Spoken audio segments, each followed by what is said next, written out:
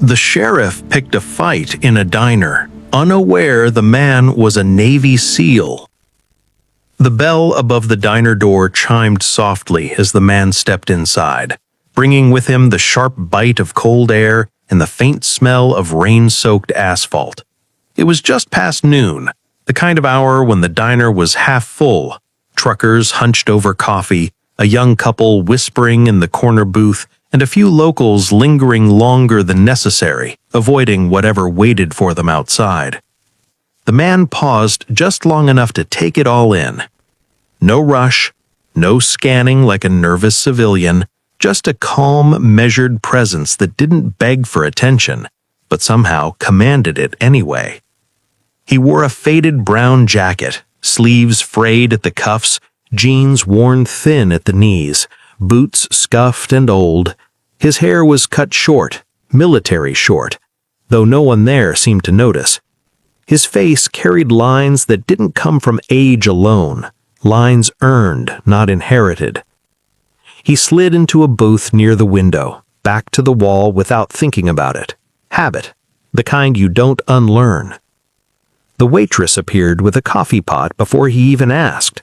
She poured silently, eyes flicking to the faint scar running from his temple down toward his jaw. It wasn't dramatic, just precise. "Menu?" she asked. He nodded. "Just eggs. Black coffee's fine." She smiled politely and walked away.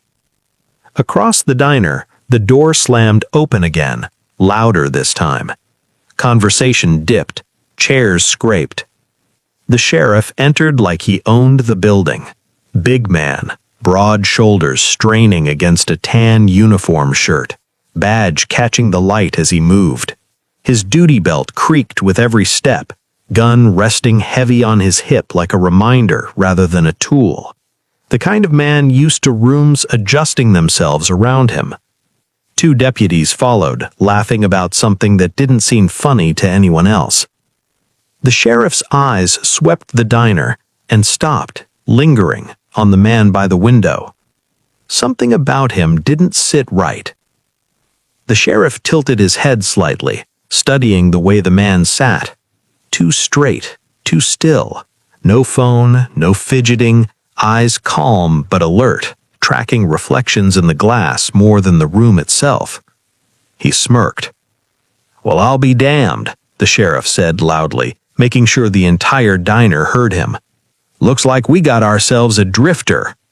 A few nervous chuckles. The waitress froze mid-step. The man didn't react, didn't look up, just lifted his coffee, took a slow sip. That annoyed the sheriff more than if he'd flinched. The sheriff stepped closer. "Hey, you hear me?" Still nothing. One of the deputies snorted. "Maybe he's deaf, boss." The sheriff knocked his knuckles against the edge of the booth, hard enough to rattle the silverware. "I said, you hear me!" The man finally looked up. Steel gray eyes met the sheriff's. No fear, no anger, just assessment. "Yes," the man said, quietly. The sheriff smiled, but it didn't reach his eyes. "Good, then you won't mind answering a few questions." "I do mind, but I won't stop you from asking." That earned a laugh from one of the deputies. The sheriff leaned in closer, invading the man's space. "Funny guy. You passing through or you planning on loitering all day?" "Eating, paying, leaving." The sheriff glanced at the empty plate space. "You don't look like you can afford it." The diner went quiet now. Even the grill hiss seemed louder. The man set his cup down gently. "That's your opinion." The sheriff's jaw tightened. "In this town, my opinion's what matters." The man nodded once. "That's unfortunate." That did it. The sheriff straightened up. "You got any ID on you?" "Yes." "Then let's see it." "No." The deputies stiffened. One reached instinctively toward his belt. The sheriff chuckled darkly. "You sure you want to say no to me?" The man held the sheriff's gaze. "I'm sure." For a moment, no one breathed. The sheriff leaned down again, his voice now low. "You got a death wish, old man?" His expression didn't change, but something behind his eyes did. A door closing, a switch flipping. "I've already had one," he said softly. "Didn't take." That line hit wrong. Even the deputies shifted uneasily. The sheriff scoffed. "You threatening me?" "No," the man said. "I'm warning you." The sheriff laughed loudly, throwing his head back. "Hear that, boys? The bum's warning me." He turned back to the man. "You got about 5 seconds to show me some respect." The man leaned back slightly, hands visible on the table. "Respect's earned."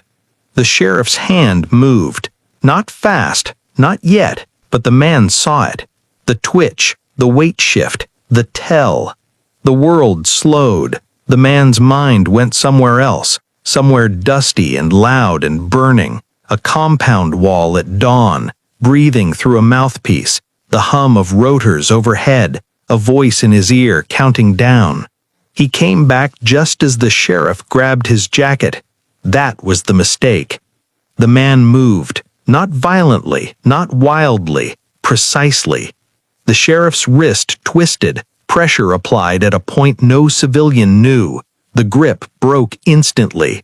The man stood in one smooth motion, rotating just enough to put the table between them.